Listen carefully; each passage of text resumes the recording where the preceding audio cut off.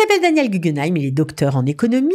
Nous sommes avec lui chaque semaine pour la revue de la presse économique. Et aujourd'hui, ça tombe bien, il y a beaucoup de nouvelles, notamment un record historique de la consommation en mars. Daniel, bonjour et bienvenue. Bonjour.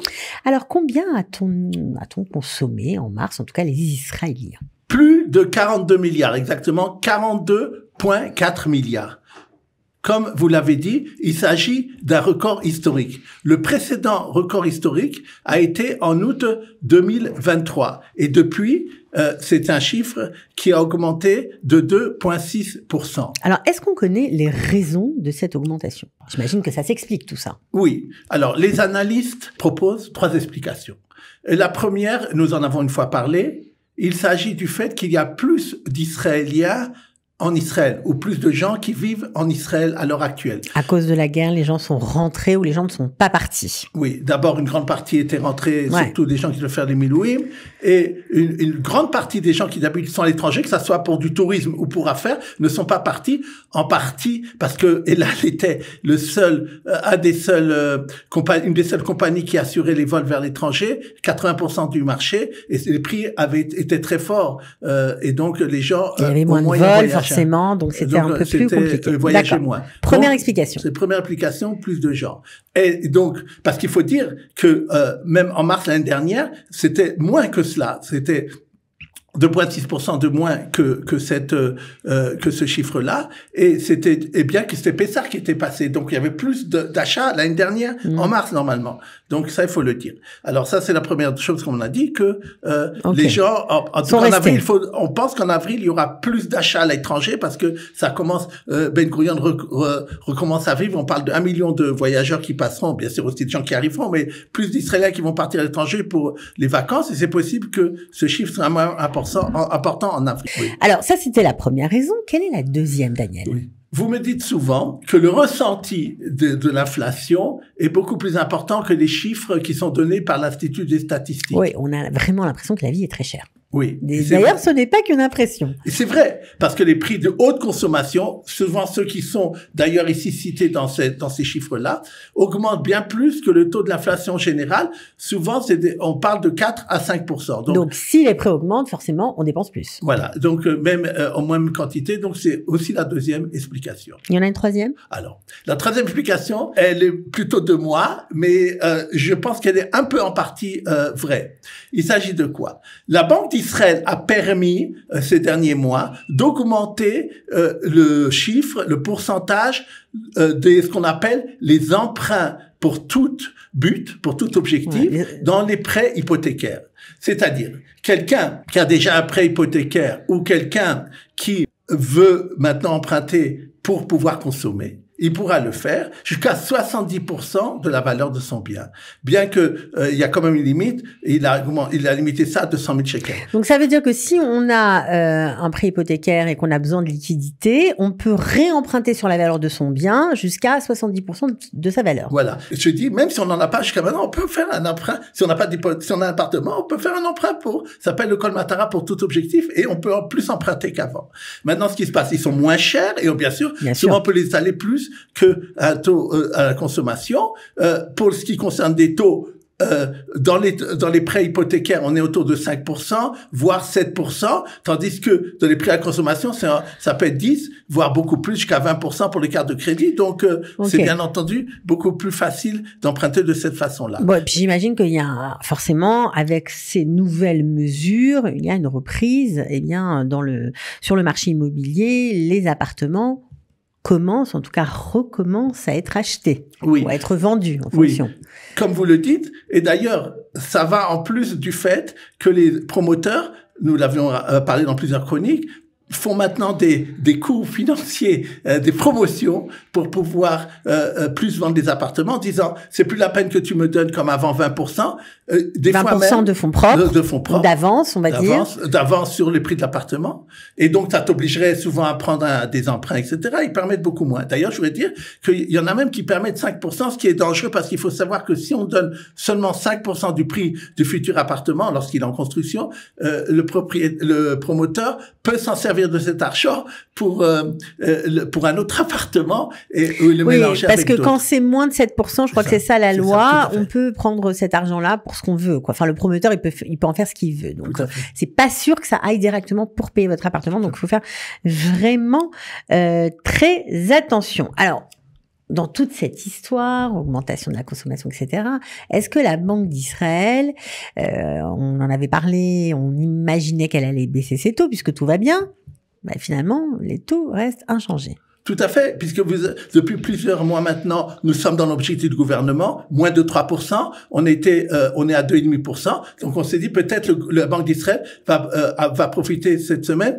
pour changer son taux et le baisser. Il n'a pas voulu, en partie parce qu'il a vu ces chiffres-là de la haute consommation. Il voit les chiffres aussi du chômage qui reste stable. Il voit aussi les chiffres du déficit public qui augmente à 6% de ce qu'on appelle le PIB de la production, alors qu'il était autour de 4% avant, à cause de la guerre. Bien entendu, les recettes augmentent, mais les dépenses pour la guerre augmentent beaucoup. Il voit que le shekel est un peu ballotté. Il se ballotte le shekel. Il reste prudent. Entre Téhéran et le Caire. Lorsqu'il y a des bonnes nouvelles sur les otages, il remonte. Lorsqu'il y a des mauvaises nouvelles, il rebaisse. Donc, ça aussi, il a parlé de la volatilité du shekel. On va conclure juste dans ce sujet consommation avec la Turquie, parce que la Turquie, il y a quelques jours, a annoncé qu'elle allait boycotter les produits d'exportation, qu'il n'allait plus exporter leurs denrées en Israël.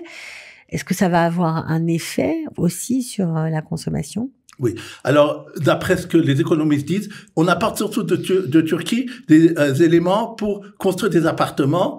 Et à ce niveau-là, du ciment et des choses comme ça, il peut y avoir un manque. Ouais. Mais de toute façon, il y a des sociétés israéliennes qui en produisent et peut-être ils seront très contents de pouvoir avoir moins de prendre le marché de la Turquie. Surtout que les prix sont assez surveillés à ce niveau par le gouvernement. C'est pas évident qu'ils pourront, en situation de quasi-monopole, augmenter comme ils le veulent les prix. Donc ça, c'est une chose. Une autre chose dont les Israéliens savent, connaissent, ce sont les tomates qui viennent de Turquie. Et il faut le savoir que déjà depuis une semaine, il n'y a plus de tomates de Turquie qui viennent. Et ça, j'ai envie de dire que c'est une très bonne nouvelle pour nous, parce qu'on va manger de meilleures tomates.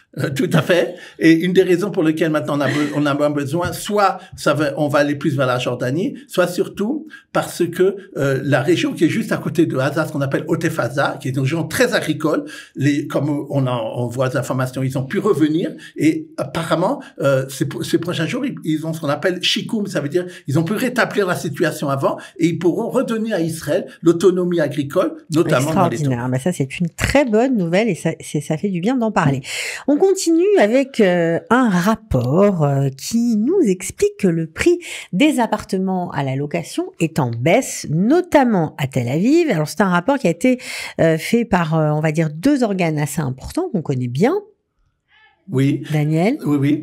Une entreprise, Yad Shnia, que tout le monde connaît, c'est un site. Yad Shnia, ouais. C'est un site où là-bas on peut trouver des locations sur Internet.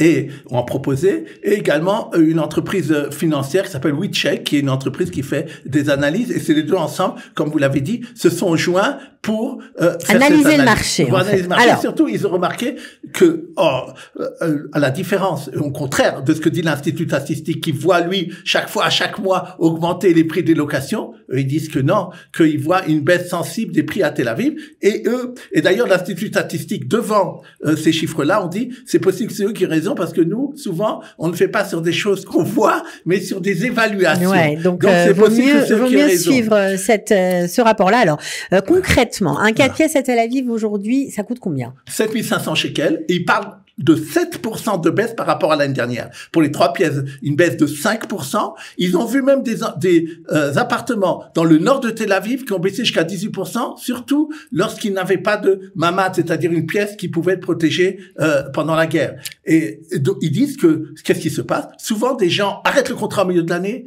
et laissent l'appartement comme ça. Et s'en vont parce qu'ils peuvent plus payer ou parce que c'est trop cher ou voilà. Donc du coup, les propriétaires baissent les loyers et c'est plutôt une bonne nouvelle pour ceux qui habitent à Tel Aviv notamment. On m'a dit que dans le nord de Tel Aviv, la baisse était très importante. Oui, comme on a dit, 18%. C'est énorme. C'est énorme. Et c'est surtout d'ailleurs un coin où il y avait souvent des jeunes qui venaient, etc., qui étaient connus. Et c'est donc ce coin-là qui est apparemment le plus touché par la baisse des locations.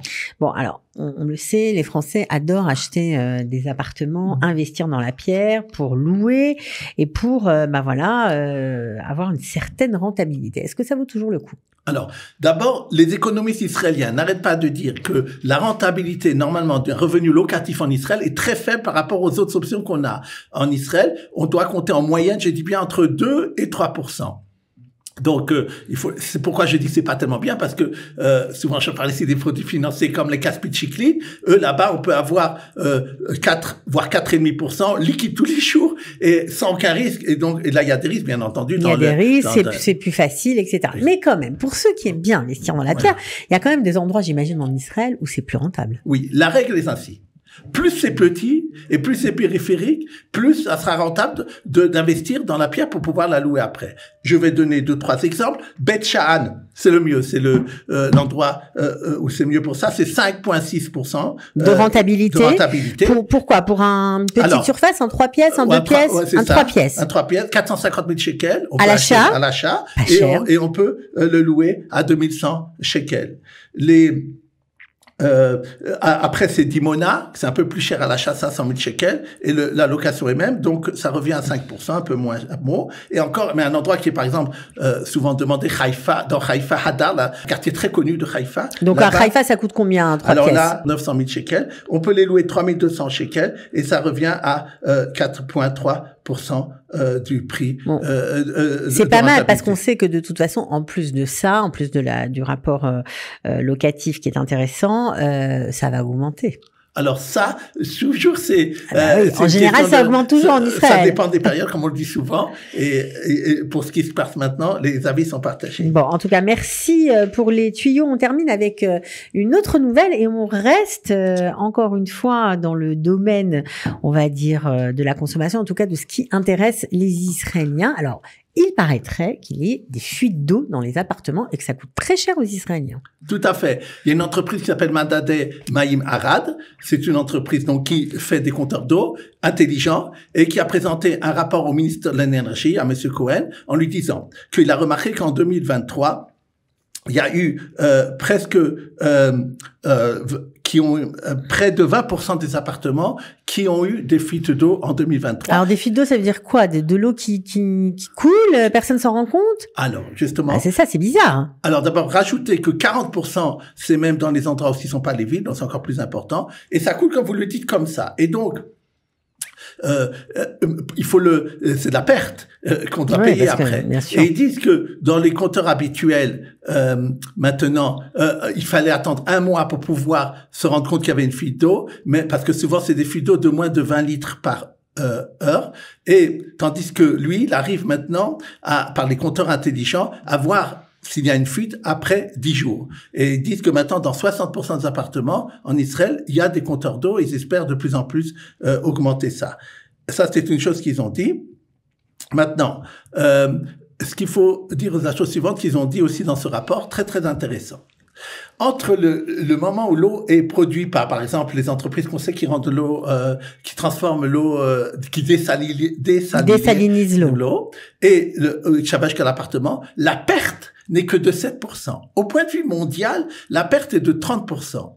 C'est incroyable. Ouais. Ça veut dire que pendant ces dernières années, il y a eu énormément d'investissements qui a été fait parce qu'on appelle les Tagidei Maïm. Ce sont les entreprises qui s'occupent justement de l'infrastructure de l'eau, qui ont beaucoup investi pour qu'il y ait très peu de perte de l'eau. D'ailleurs, maintenant, il va y avoir une réforme parce que on trouve des fois qu'ils sont trop chers, ces entreprises-là. Ils ont des contrats avec les villes qui fait que les villes, des fois, n'utilisent pas cet argent pour l'eau directement, mais pour d'autres besoins. Il va y avoir une réforme à ce moment-là, mais il faut quand même noter que ça a permis le fait qu'on a beaucoup moins de pertes d'eau que dans l'ensemble des pays du monde. Alors, on termine maintenant avec un sujet encore qui a trait à l'immobilier, mais qui va probablement faire jurisprudence et intéresser tous les freelancers, voilà, qui travaillent comme s'ils étaient salariés, mais qui ne le sont pas officiellement. Alors, que s'est-il passé, Daniel? Tout à fait. Vous avez raison de dire. D'abord, c'est le métier de l'agence de l'immobilier, parce que le cas était de l'agence d'immobilier, mais on va voir qu'en vérité, c'est vrai pour la plupart des métiers. De quoi il s'agit? Quelqu'un avait travaillé dans une agence immobilière pendant 1 an et demi. Il a travaillé, il avait fait un contrat de ce qu'on appelle freelance, d'indépendant, Et on lui disait, tu auras 60% des commissions lorsque tu auras pu vendre un appartement. Il était dans le site de la boîte, etc. Et il a gagné en tout 10 000 shekels dans la période où il a travaillé. Encore une fois, il n'a même pas travaillé en temps plein, c'était quelques heures qu'il faisait par semaine. Maintenant, qu'est-ce qui s'est passé? Il a dit à l'entreprise que lui, il se considère en fait, il voit qu'il a travaillé comme un salarié de sa boîte. Pourquoi? Parce que chaque fois, il devait donner un rapport sur ce qu'il faisait, il devait dire où il était, enfin, tout ce que... Il y avait des horaires, etc. Donc, il avait un lien de subordination, comme on dit en jargon juridique, très clair avec son employeur. C'est le mot qu'il faut employer exactement. Et alors, il est allé, il leur a dit, eh ben, payez-moi maintenant les pitsouim, c'est-à-dire les dédommagements quand quelqu'un y part. La retraite. Et les memachala. En fait, il a demandé à ce que son contrat soit requalifié comme s'il était salarié. Ouais. Et qu'est-ce qui s'est passé? Il est allé donc, d'abord, on va au Bedin Ezori, c'est-à-dire il y a des tribunaux régionaux pour le travail. Et là-bas, il a été recalé. Ils n'ont pas accepté ce qu'il a dit. Mais après, il est allé, et c'est lui qui compte, sur le Artsi. Artsi, ça veut dire, c'est le tribunal. Bet Din Artsi Lavoda, le grand tribunal responsable de toutes les lois concernant le monde du travail. Et c'est sa sentence qui compte. Et il a donné des nouveaux principes en disant, dans des cas comme ça, on voit qu'il y a eu subordination, parce qu'il y avait les 3 cas dont on avait parlé, et donc, il considère qu'effectivement, il sera considéré comme salarié et non pas comme indépendant. Et tous les avocats du travail, les grands bureaux, j'ai vu qui ont réagi à ces verdicts, ont dit que ça va d'abord les agences immobilières, parce que là-bas beaucoup travaillent à ça, doivent s'attendre à ce qu'il va y avoir beaucoup de demandes de ce genre, et également, de façon globale, c'est quelque chose qui va avoir lieu pour l'ensemble de l'économie, et on est là devant un changement apparemment important du travail salarié ou autre face à patronat. Une affaire qui fera probablement jurisprudence. Il va falloir faire attention. Voilà, si vous êtes dans ce cas-là, ouvrez grandes vos oreilles. Merci Daniel pour avoir été avec nous aujourd'hui. On se retrouve bien évidemment la semaine prochaine. Avec plaisir.